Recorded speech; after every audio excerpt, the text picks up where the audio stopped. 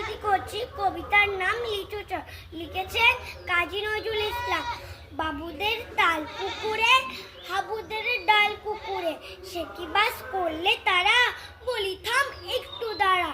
পুকুরের ওই কাছে না লিচুড়ায় গাছ আছে না, কোথা না আসতে গিয়ে ইয়া বড় কাস্তে নিয়ে কাছে গিয়ে যেই চড়েছি, ছোট এক ডাল ধরেছি, ও বাবা মরাত করে পড়েছি সরাত ঝরে।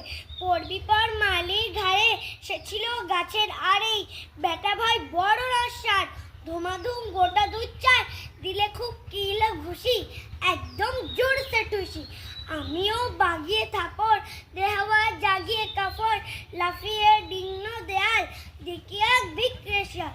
আরে দা শিয়াল কোথা, বেলোটার দাঁড়িয়ে হতা, দেখেছি আটকে ওঠা, কুকুরও জুললে ছোটা।